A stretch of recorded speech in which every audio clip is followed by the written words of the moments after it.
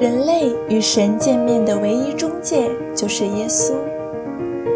旧约时代的会幕像影子一样将耶稣的形象展现了出来，圣所、至圣所、燔祭坛、洗濯盆、灯台、饼桌、香坛，会幕里所有的器具无一不呈现着救主耶稣的形象。其中至圣所是会幕中最圣洁的地方，那里面的约柜也是会幕中最圣洁的物品。约柜，装着律法的柜子，又称法柜，因为神的律法就是约，所以在圣经里记录为约柜。实际上，摩西时代造的第一个约柜已经去向不明了。有人说是犹大王罗波安5年，埃及王示撒入侵，掳走耶和华殿里的宝物时不见的。也有人说是所罗门圣殿时代之后，以色列百姓被抓到巴比伦做俘虏的时候弄丢的。即使过了几个世纪的时间，人们寻找约柜之旅至今仍在进行着。有人说它被藏在埃塞俄比亚拉利贝拉岩石教堂内，由埃塞俄比亚东正教秘密管理。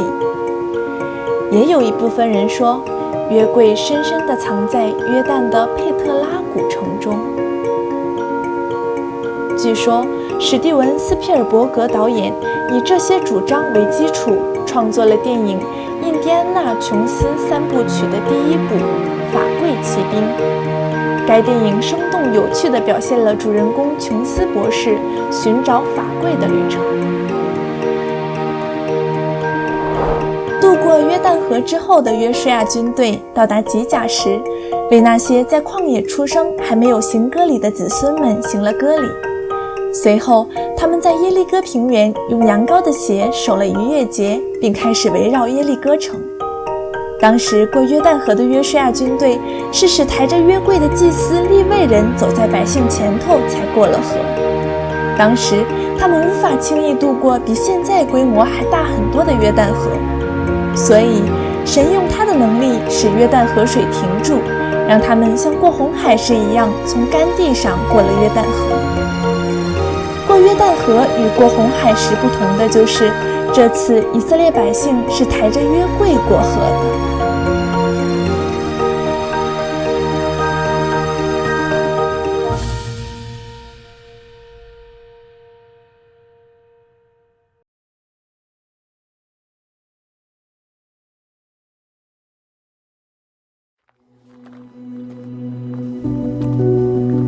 约书亚的军队在踏上迦南地之后，将设立会幕的地方选在了示罗。从那时起，经过士师时代直到以利祭司长时代，约柜都停留在示罗的会幕内。据说在示罗设立的会幕相比摩西时代设立的会幕，无论是在柱子的形状上还是整体模样上都进行了改进，使其变得更加坚固。但是会幕里面的所有器具都原封不动地使用了摩西时代的。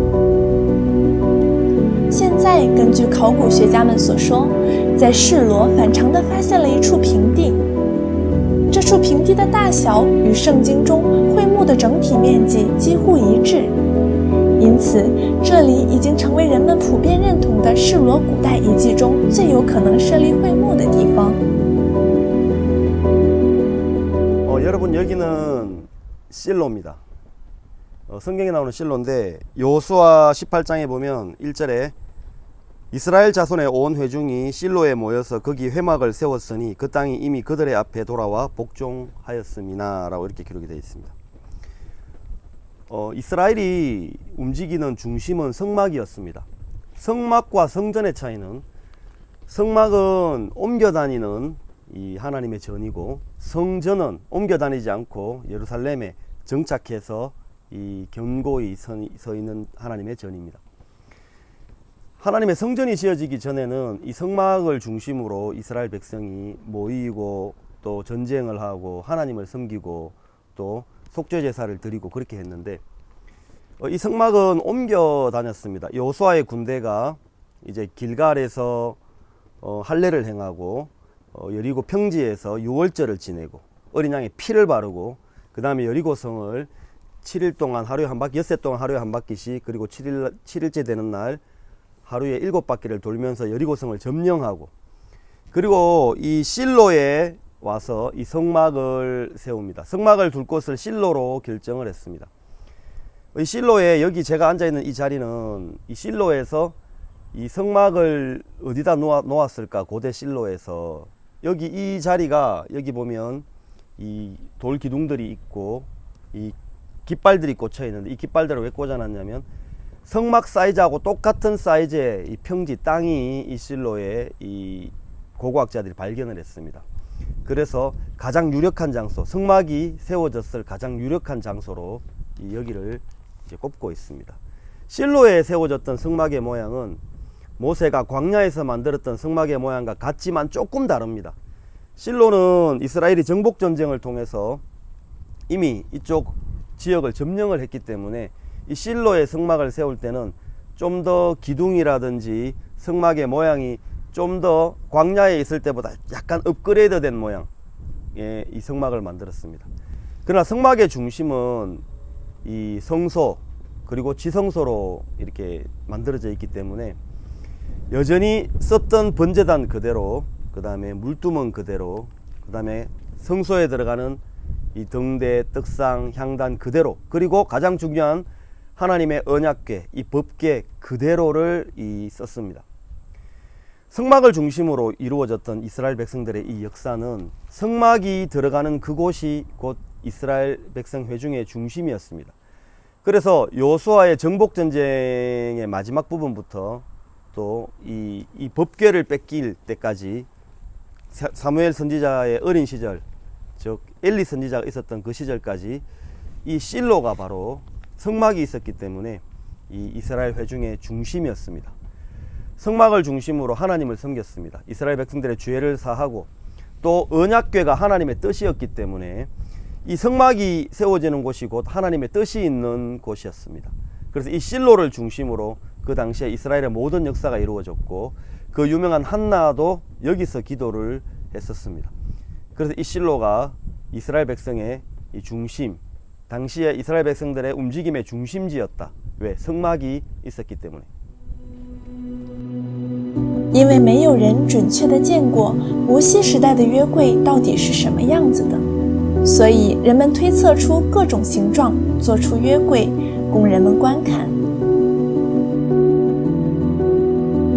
约柜是圣经中最先制作的会幕器具，是一个长2肘半、宽1肘半、高1肘半，大概是一个113厘米乘67厘米规格的超大箱子。首先用皂荚木，也就是石亭木的木头作为材料制作一柜，之后里外包上金筋，使它外表看起来是金的。叫做皂荚木的石亭木在我国也被认为是洋槐树，不过实际上二者的外观还是有些不同的。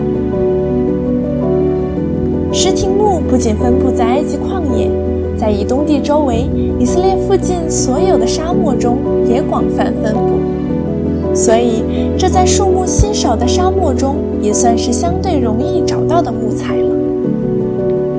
这皂荚木代表着微不足道的人类，用金巾将它包裹，意味着微不足道的我们披戴上最尊贵的耶稣基督。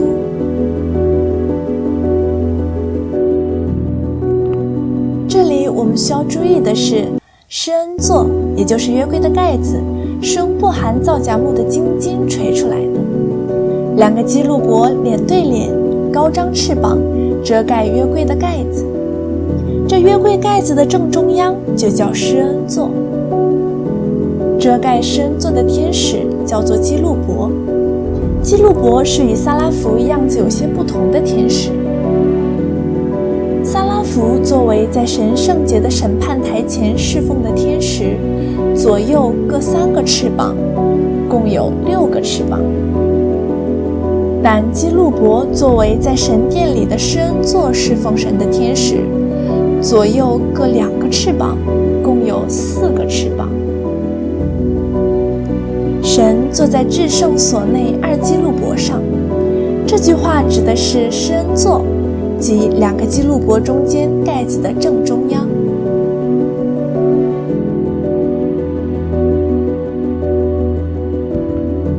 值得一提的是，示罗因为撒母耳的母亲哈拿的祈祷和故事而有名。他因为没有孩子，心中愁闷，通过祷告向神吐露心意。后来通过以利祭司长的祝福，心里得到了神的回答。可能是因为这样，所以很多犹太的妇人们都来访问这里。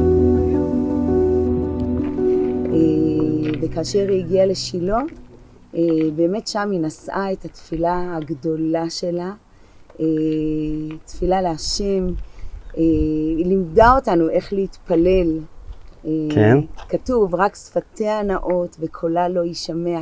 היא התפללה מתוך הלב, מתוך העומק של הפנימיות שלה,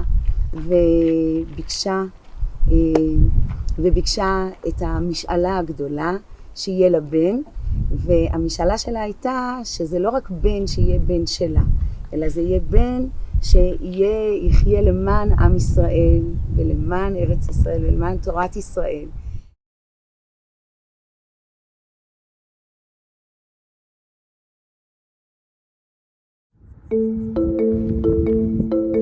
以利祭司长时代，以色列人出去和非利士人打仗，以色列人安营在以便以谢，非利士人安营在亚弗。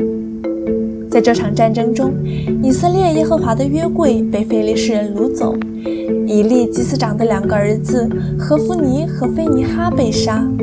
听到约柜被掳的消息的以利也死了。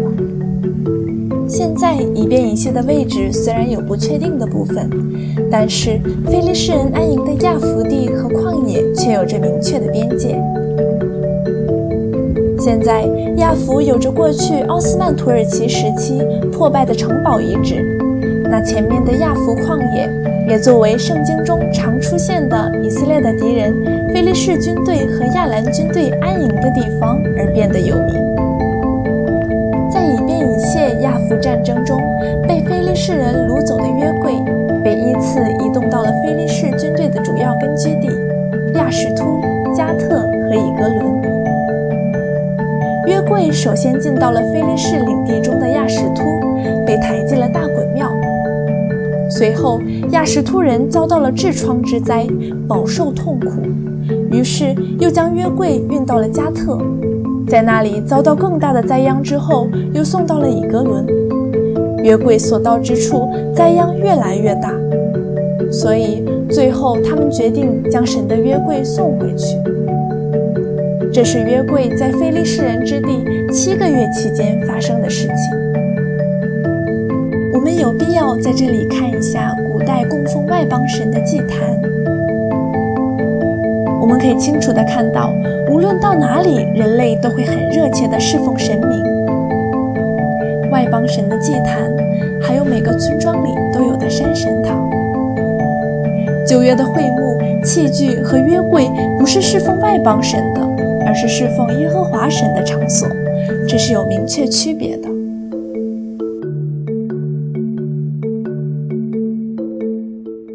여러분 우리가 열왕기의 이야기를 읽어보면 이 왕들이 역대 왕들이 이방 신상을 제하고 이방 신에게 제사 드렸던 그 제단을 폐하고 제하고 그런 장면들이 나옵니다. 그런데 어느 부분에서는 이 왕들이 산당을 제하지 아니했다는 구절들이 나옵니다. 오히려 산당을 제하지 아니했다라고 성경에 기록되는 구절들이 몇 구절이 있는데, 그 왕들이 이방신은 제했지만 왜 산당은 제하지 않았을까요? 이 산당이 하나님 보시기에 불편한 존재인데도 왕들은 산당을 제하지 않았다고 성경에 기록된 구절들이 있습니다. 그럼 왜 그랬을까요? 여러분, 거기에는 이유가 있습니다.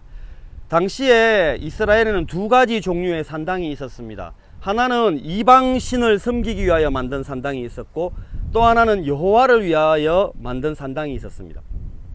이방신을 섬기기 위하여 만든 산당은 누가 봐도 악하기 때문에 쉽게 제거를 하지만, 여호와를 위하여, 여호와를 섬기기 위하여 만든 산당은 악하다고 생각을 잘 못하는 겁니다. 그래서 사람들 마음에 내가 여호와를 섬기기 위하여 만든 산당인데 여기서 여호와를 위해서 번제를 드리고 제사를 드리는데 이게 뭐가 나빠, 이런 사상들과 생각들이 밑에 깔려 있는 거죠. 그러니까 그 왕들이 제하지 않았던 산당들은 거의 대부분이 여호와를 위하여 만든 산당들일 가능성이 높습니다. 그래서 이 사람들 마음속에 하나님을 위하여 만든 산당이기 때문에 이것이 불편하지 않다고 생각을 하는 겁니다. 그러나 하나님 보실 때는 불편했지만 왕들의 마음에는 하나님을 위하고 있기 때문에 괜찮다고 생각을 한 거죠. 여러분, 우리의 삶 속에 때로는 우리가 하나님을 위한다고, 하나님을 잘 섬기고 있다고 생각하고 만들어 놓은 많은 것들이 오히려 하나님을 대적하고 복음을 대적하는 것들일 가능성이 있다는 사실 우리는 기억을 해야 됩니다. 우리는 하나님을 위해서, 복음을 위해서, 주님을 위해서 만들었다고 하지만 결국 결론적으로는 하나님을 대적하고 복음을 대적하는 경우가 될 수가 있다는 사실을 우리는 알아야 합니다.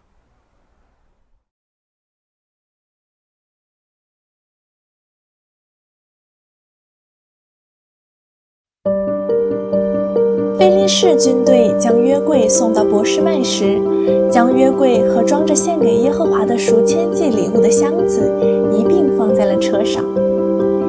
他们献赔罪的礼物是为他们伸手玷污神的圣物的罪而献上的赎愆祭。可能因为他们不知道要用公羊做赎愆祭，所以将金老鼠和金痔疮象送了过去。拉车的2只有乳的母牛直行大道往伯示麦去，使他们得以相信这一切都是神做的。在平原收割麦子的伯示麦人举目看见约柜，就大大欢喜，把车劈了，将母牛献给耶和华为燔祭，并归荣耀于神。但那也是暂时的。之后伯示麦人打开约柜，擅自观看，导致50070人被击杀。是不是他们当时太兴奋了？现在大部分的伯示麦人都不清楚过去发生过什么，他们只是在认真地过着现在的生活。יאללה חבר'ה, מה אתם חושבים על בית שמש? כדורגל טוב. כדורגל טוב? בית שמש? וואו. זהו, אין עוד משהו חוץ מזה. חוץ מזה אין שום דבר? לא, יש קניונים, יש מה לעשות פה. אבל אחלה עיר. אוקיי, סבבה.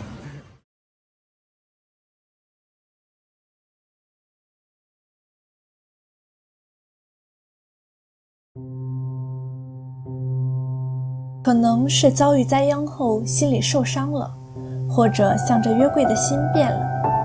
原本欢喜的伯示麦人说，谁能在耶和华至圣洁的神面前势利呢？于是打发人去见基列耶琳人，要把约柜送到他们那里。随后约柜进到了住在基列耶琳山上的亚比拿达家中。正如圣经中所记载的，基列耶琳是坐落在山上的村庄，至今地势依旧很高。如我们所见，基列耶琳现在以犹太宗教人的村庄而闻名。亚比拿达分派他的儿子以利亚撒看守约柜。圣经中记录说，约柜在亚比拿达家停留了20年。这里有意思的是，在约柜待的20年时间里，神什么也没有做。然而到了下一个目的地俄别以东家，约柜在那里只待了3个月，却出现了耶和华赐福给他全家的场面。为什么会出现像这样祝福与咒诅的差异呢？我们通过圣经猜想，可能亚比拿达接受约柜的时候，是把约柜当作惧怕与恐惧的对象，也就是咒诅的对象接受的，而俄别以东却把约柜当成神喜乐与盼望的旨意接受的。值得一提的是，本来俄别以东家就是利未子孙中担当在约柜面前唱歌奏乐快乐的职分的，他可能准确地知道要如何迎接神的约柜。我们仔细看圣经也能发现，他把这样的心原本地传达给了大卫。我们如果也能将神的旨意当成喜乐接受，而不是惧怕的话，那么俄别以东的福分也会充满我们的。大卫将约柜从基列耶琳运到大卫城的过程中，因为牛失前蹄，约柜陷入了危险。亚比拿达的一个儿子乌撒就伸手扶住了神的约柜，结果神向乌撒发怒，击杀了他。从这里我们可以看出，人想要帮神成就他的旨意，是多么令神感到不方便。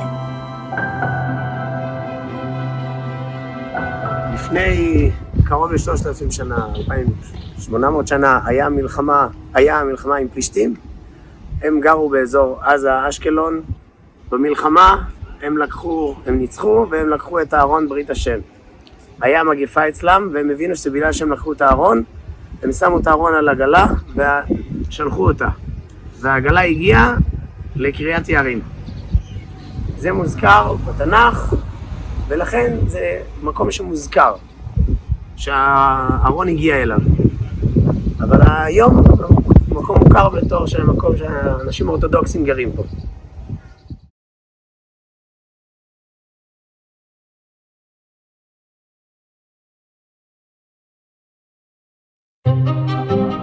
从俄别以东家里进到大卫城的约柜。现在大卫带着别人无法拥有的神的心，准备建造将来安放神的约柜的神的圣殿。这是现在以色列博物馆中复原的2000年前耶路撒冷城和希律圣殿的模型。不幸的是，在希律圣殿时期，至圣所里面并没有约柜，因为已经弄丢很久。有人说耶路撒冷是密集的城镇，无论是过去还是现在，耶路撒冷的城镇依旧密集。哭墙是留下来的圣殿西墙，至今仍被犹太人们奉为至圣地。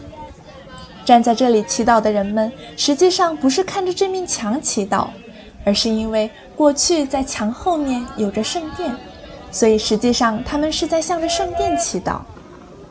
我们看到这个圣殿，就会想到耶稣说过的“没有一块石头留在石头上不被拆毁了”这句话。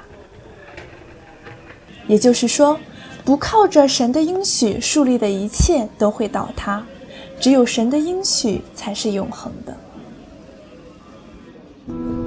哭墙下面还有另外一个世界，那就是原封不动地埋在这里的过去希律圣殿的墙。现在这痛苦的地面随着岁月的流逝已经这么高了。现在被埋在哭墙下面的墙的那边是过去所罗门圣殿的旧址。有人说，真正的约柜被耶利米藏在了叫做神秘房间的地方。虽然多少有些荒谬，但是真实与否还需要我们去探究才能知道。 여러분, 저는 지금 통곡의 벽의 밑에 와 있습니다. 지금 있는 통곡의 벽의 그 바닥에서 밑으로 지하로 내려왔습니다. 지금 있는 통곡의 벽 바닥에서부터 이 큰 벽돌, 성전벽의 큰 벽돌에 17칸 정도가 최대 내려갈 수 있는 공간까지 이 지하로 벽이 이렇게 내려와 있는데, 세월이 지나다 보니까 이 벽돌은 지하로 묻히게 된 겁니다. 예수님 시대 때는 이게 밖으로 드러나 있었겠죠. 그러면 지금 지하에 묻혀 있는 통곡의 벽의 밑에 벽을 우리가 한번 걸어 보겠습니다. 잠시. 자, 지금은 통곡의 벽의 성전벽 지하입니다. 묻혀 있는 공간입니다. 제가 지금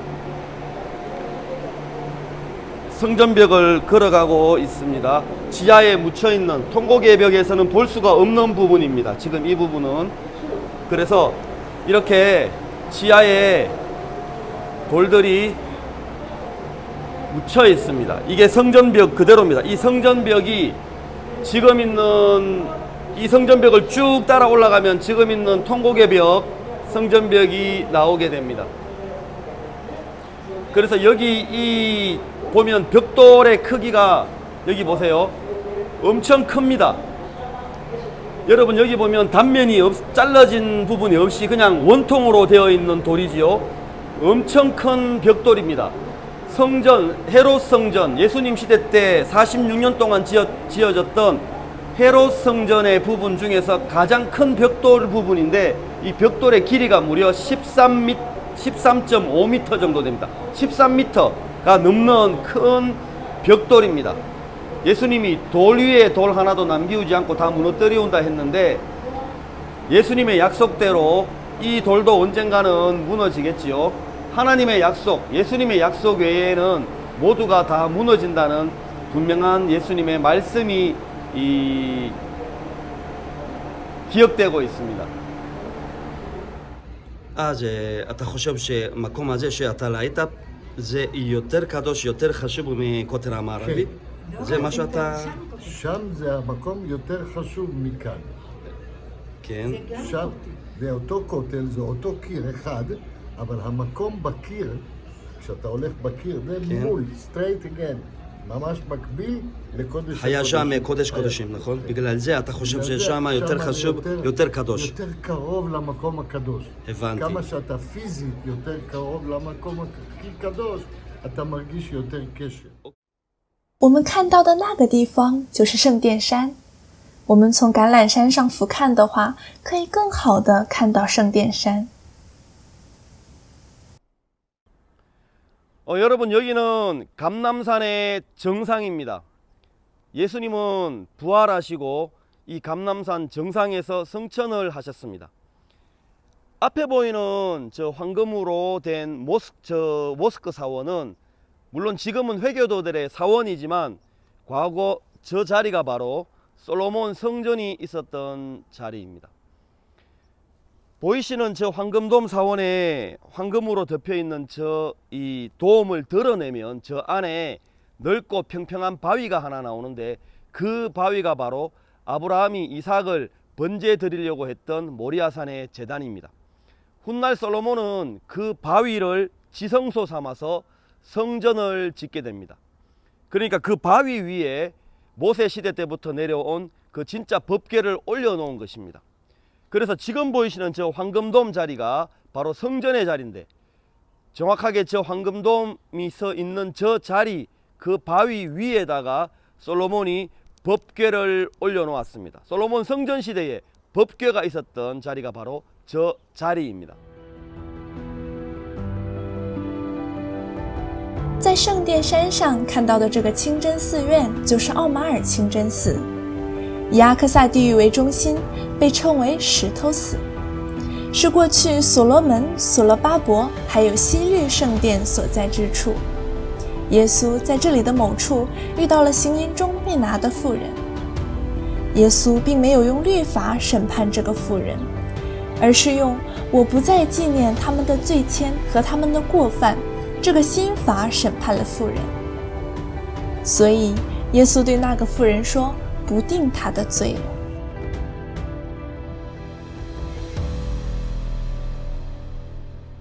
שלום וברכה. הכהנים, בזמן שהם היו במדבר, אז הם היו צריכים לפרק את המשכן ולהעביר אותו ממקום למקום.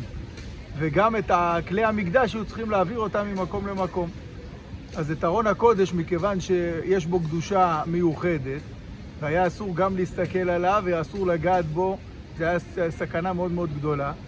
אז הכהנים שהיו צריכים להזיז את ארון הקודש, הם היו הולכים אחורנית ועם סדין הולכים אחורנית בלי להסתכל ומכסים את ארון הקודש, ואז 4 כהנים היו סוחבים כל אחד במוט מצד אחד של הארון והיו הולכים איתו.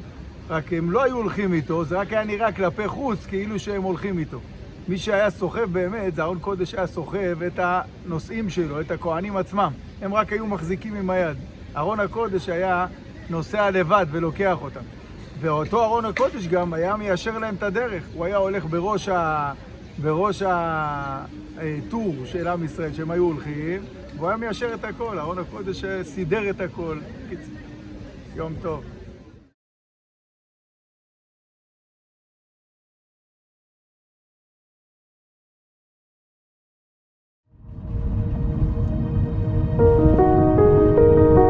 以东地是红地，乘车行进，你就可以亲眼看到红红的山地和旷野。我们现在一边想象着过去摩西时代旷野中的会幕会是什么样子的，约柜会是什么样子的，一边进到以东地的一个地方去。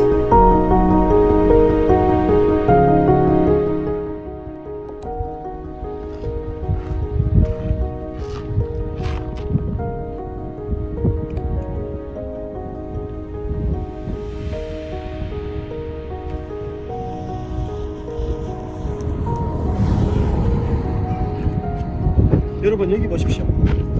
여기 에돔 땅은 흙 자체가 붉은색입니다. 이렇게 붉은색 모래, 붉은색 흙, 산도, 언덕도 전부 다 붉은색이고 여기 지역 전체가 붉다고 해서 에돔입니다. 이 에돔은 야곱의 형 되는 에서가 살았던 동네인데 에서는 그 당시에 비류, 지금으로 말하면 마피아의 우두머리 격되는 아주 유력한 족장으로 살면서 이쪽 에돔 이쪽 땅에서부터 시작해서 바란 광야까지 아우르면서 전체를 다스리는 사람이었습니다. 이 에돔은 붉다는 뜻인데 이 모래 자체가 흙 자체가 이렇게 붉습니다. 여러분 이 에돔 땅은 전체적으로 여러분 보신 것처럼 붉은 빛을 내고 있습니다. 흙도 붉고 모래도 붉고 언덕도 다 붉은 색깔의 모양을 내고 있는데 에돔이라고 하는 뜻 자체가 붉다는 뜻이고요. 에서가 이 에돔 땅에 이쪽을 중심으로 해서 바란 광야까지 에서가 영역을 펼쳐서 살았던 지역이고 다윗 왕의 이야기에서도 이 에돔하고 연관된 이야기들이 있습니다. 사무엘하 8장에 보면 다윗이 염곡에서 에돔 사람 1만 8천을 쳐 죽이고 돌아와서 명예를 얻으니라. 다윗이 에돔의 수비대를 두되 온 에돔의 수비대를 두니 에돔 사람이 다 다윗의 종이 되니라. 다윗이 어디를 가든지 여호와께서 이기게 하셨더라. 다윗이 온 이스라엘을 다스려 모든 백성에게 공과 의를 행할세.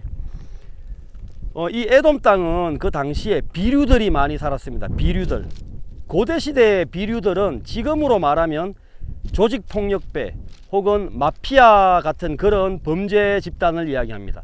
그냥 범죄 집단이 아니고 거대한 군대를 이루고 있는 뭐 멕시코의 카르텔이나 그 정도 되는 거대한 이 조직 폭력 집단인데 이런 세력들이 에돔에 가득했습니다. 근데 다윗이 그 세력들을 평정을 합니다. 왜냐하면 그 사람들을 약탈하고 괴롭히고 하는 이 생을 살았는데 다윗이 2번 다시 사람들을 약탈하거나 괴롭히거나 그렇게 하지 못하도록 이 에돔 땅에 그 모든 사람들을 정리하고 또 그 범죄 조직을 진멸하고 그리고 에돔의 수비대를 둬서 모든 에돔 사람이 다윗의 통치를 받게 합니다. 그러면서 그 당시에 성행했던 비류들, 조직폭력배와 같은 그들을 평정하면서 정의로운 사회를 이 에돔 땅에 펼쳐 나가게 됩니다. 그래서 이 에돔 땅도 다윗 왕과 연관이 있는 지역입니다. 这里有着为了来到旷野的游客们和学生们制作的会幕模型。现在，让我们想象着我们进到了旷野的会幕里，一起转一转吧。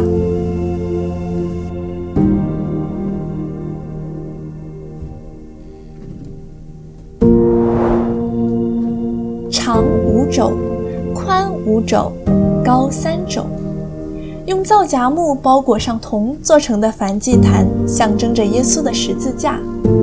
祭坛的脚上涂着红色的祭物的血，这是为了展示给人们看的。那么哪种人会牵来利未记里出现的没有残疾的母山羊呢？就是那些犯了罪，因为这个罪被定罪之后遭受痛苦困难的人们。他们想方设法想把罪移到别的地方，这种人最需要没有残疾的母山羊了。这燔祭坛就是为了我们的罪所预备的身体，耶稣的影子。ממש. יש שאלות? זה שוב, עצי שיטים מצופה בנחושת, ופה הם היו מקריבים את כל הקורבנות. אוקיי? הם היו ממש לוקחים את החיה, מביאים אותה לפתח של אוהל מועד. זה לפי תנ"ך? זה לפי התנ"ך. זה 5 אמה, על 5 אמה, על 3 אמה בגובה. כן. וזה קרנות המזבח, שעל זה הם היו בעצם שופכים את הדם של הקורבנות. אוקיי? ופה הם היו מקריבים את זה. הנה פה, שפכו דם. כן, עכשיו תחשבו על זה, היה להם מאוד קורבנות. לא היה קצת, היה להם פה בטח הרבה מאוד דם, הרבה מאוד אנשים, הרבה מאוד לוויים שעשו כאן את העבודה והביאו עוד עץ והיו צריכים לקחת את הגחלים הישנים. זה היה הרבה מאוד עבודה אינטנסיבית שהיה להם, אבל זה מה שהם היו צריכים לעשות אז, בזמנים ההם, בשביל לכפר על החטאים.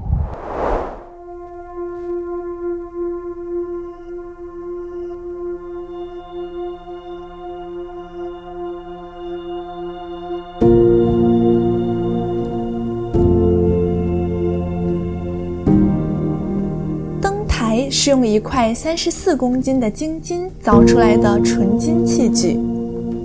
让我们想象一下，精金34公斤，真的好大一块呀！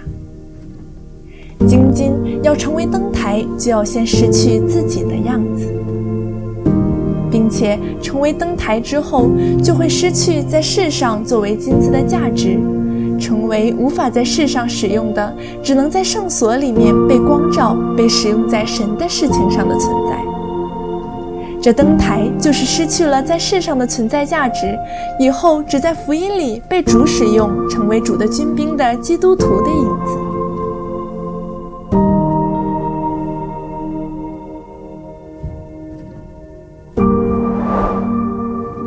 我们凭着旨意，靠耶稣基督只一次献上他的身体，就得以成圣。这饼是成为生命的饼的耶稣，这是在告诉我们，现在因着吃了耶稣的身体，我们也成圣了。这份圣洁是我们人生真正的路，真正的粮食。耶稣想要垂听得救了的我们的祷告，想要聆听我们内心的声音，想要闻到我们心里耶稣的香气。凡你们祷告祈求的，无论是什么，信是得着的，就必得着。耶稣成为了我们信心的祷告。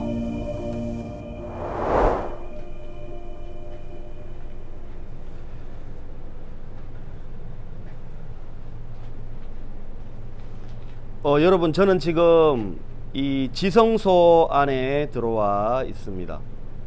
사실 법궤를 찾아서 우리가 여기까지 왔는데, 사실 이 성막은 진짜 성막은 아니겠죠. 성막은 모형입니다. 에돔 땅에 사막 한가운데 만들어 놓은 모형인데, 지성소 안에 제가 지금 법궤 앞에 와 있습니다. 이 법궤도 물론 모형입니다. 모형이지만 가장 이제 성경에 근접한 이 법궤 모양이라고들 이야기를 하는 곳입니다. 그래서 제가 와봤습니다. 이 법궤는 두 규빗 반 그리고 한 규빗 반 해서 성경을 근거로 해서 그대로 모양을 만들었습니다. 이 높이도 한 규빗 반입니다. 제가 법궤 뚜껑을 한번 열어보겠습니다. 자, 여러분 여기 이 안을 보시면 아론의 쌍난 지팡이, 그 다음에 만나 담은 금 항아리 모습이 있고, 그 다음에 십계명 두 돌판이 있습니다. 이렇게 십계명 두 돌판. 여러분 성경에 보면 이 언약궤 뚜껑이죠. 그러니까 이 법궤 뚜껑을 속죄소라 그럽니다. 이게 속죄소인데 이 덮개를, 이 속죄소를 이 궤 위에 얹고 이 십계명 돌판을 넣었다고 성경에 기록이 되어 있습니다. 궤 위에 이 속죄소, 즉 법궤 뚜껑을 얹고, 속죄소를 얹고 이 십계명 두 돌판을 넣었습니다. 이렇게. 그래서 이렇게 법궤 뚜껑, 속죄소를 이렇게 닫았습니다. 여러분, 이 법궤가 우리에게 가르쳐주는 놀라운 사실은 바로 예수 그리스도를 가르쳐주고 있다는 사실을 알 수가 있습니다. 대속죄일 날 여호와를 위한 염소를 잡아서 그 염소의 피를 대제사장 아론이 받아서 이 속죄소 안으로 들어와서, 이 지성소 안으로 들어와서 바로 이 속죄소, 즉 이 법궤 뚜껑 위에, 여기 정확하게 여기 이 두 그룹 사이에 여기 7번 그 손가락으로 그 피를 찍어 바릅니다. 이건 무엇을 이야기하시냐면, 여기 안에, 이 궤 안에 율법이 들어있는데 이제 하나님은 이 율법을 보시지 않겠다는 겁니다. 이제 이 율법을 보시지 않고 바로 희생당하여 죽은 이 염소의 피를 보시겠다는 겁니다. 희생물의 피를 보시겠다는 겁니다. 이 대속죄일 날 발린 이 여호와를 위한 염소의 피는 바로 예수 그리스도의 피를 상징해 주고 있습니다. 하나님 편에서 봤을 때 이스라엘 백성들이 이제 거룩하고 죄가 없고 깨끗하다는 것을 증명할 수 있는 유일한 방법이 바로 이 피라는 겁니다. 하나님은 이제 율법을 보시지 않고 이 피를 보시겠다는 건데, 누구든지 이 법궤 뚜껑을 열고 율법을 끄집어내는 사람은 이제 저주를 받을 것이다. 율법을 끄집어내지 마라. 이제 율법을 집어넣고 이 궤 뚜껑을 닫고 이 피를 보시겠다는 겁니다. 하나님의 의를 얻는 일에, 하나님의 의를 얻어야 하나님 앞에 설 수 있는데, 마음에 죄를 가진 사람은 절대 하나님의 의를 얻을 수가 없습니다. 그 하나님의 의를 얻기 위해 이제는 율법으로는 실패했다. 그래서 하나님은 이제 율법으로 하나님의 의를 얻는 것 말고 바로 이 희생의 제물의 피를 통해서 하나님의 의를 얻는 길을 여셨습니다. 이 피는 바로 예수 그리스도의 그림자입니다. 하나님은 하나님의 의를 두 군데 장소에다가 넣어놨는데, 하나는 바로 율법이고 또 하나는 바로 메시아 대신 예수 그리스도입니다. 이 피는 십자가에서 우리 죄를 위하여 피 흘려 죽으신 예수님의 피를 가리키고 있습니다. 예수님은 십자가에서 흘리신 그 피를 들고 이 땅에 있는 지성소의 법궤 뚜껑이 아닌 하늘나라 진짜 지성소의 그 속죄소 위에 당신의 피를 뿌리셨습니다. 하나님의 의를 이루기 위하여 예수님이 피 흘려 돌아가시고 우리의 모든 죄를 씻었다는 것입니다. 이 피는 바로 우리의 모든 죄가 씻어졌다는 증거요 영수증인 것입니다. 로마서는 우리에게 어떻게 말씀하시냐면, 그리스도는 모든 믿는 자에게 의를 이루기 위하여 율법의 마침이 되시니라 라고 말씀하고 계십니다. 예수님이 다 이루었다 하실 때 우리의 모든 죄값이 지불되고 우리의 모든 죄가 끝이 나면서 하나님 앞에 우리는 죄가 없는 거룩한 사람이 됐다는 건데, 그리스도는 모든 믿는 자에게 의를 이루기 위하여 율법의 마침이 되셨다. 이 말은 하나님의 의를 얻게 하기 위하여 예수님께서 율법이 요구하는 모든 것을 충족시켰다는 겁니다. 그렇기 때문에 우리가 하나님 앞에 율법을 지키지 못하고 계명을 지키지 못하고 하나님 앞에 율법대로 살지 못했던 그 모든 불법과 죄악에 대해서 예수님이 죄값을 지불하셨다는 겁니다. 이제 이 예수 그리스도의 피를 바라보면 우리는 율법 앞에 문제가 없고 율법 앞에 죄가 없는 사람이 됐다는 겁니다. 우리는 율법이 뭔지도 모르고 율법을 하나도 못 지켰을지라도 이제 하나님이 보실 때는 예수님의 당신의 피로 우리가 율법을 지키지 못한 그 모든 죄에서 우리를 해방하셨기 때문에 하나님이 보실 때 이제 우리는, 여러분은 율법 앞에 죄가 없고 율법 앞에 문제가 없는 사람이 됐다는 겁니다. 그래서 우리 마음에 죄가 없어지면서 하늘에 하나님의 의가 이제 우리 마음에 내려온 겁니다. 그래서 이제 우리는 죄인이 아니라 의인이 됐고, 바로 그 우리가 의인이 됐다는, 하나님의 의를 얻었다는 그 증거가 바로 이 예수님의 피라는 겁니다. 이 법궤는 예수님의 피가 우리에게 의가 되셨고 하나님의 의를 이루어 주셨고 율법 앞에 죄가 없고 거룩한 하나님의 백성으로 우리를 만들었다는 분명한 증거인 것입니다. 우리는 이 법궤를 통해서 그 사실을 알 수가 있는 것입니다.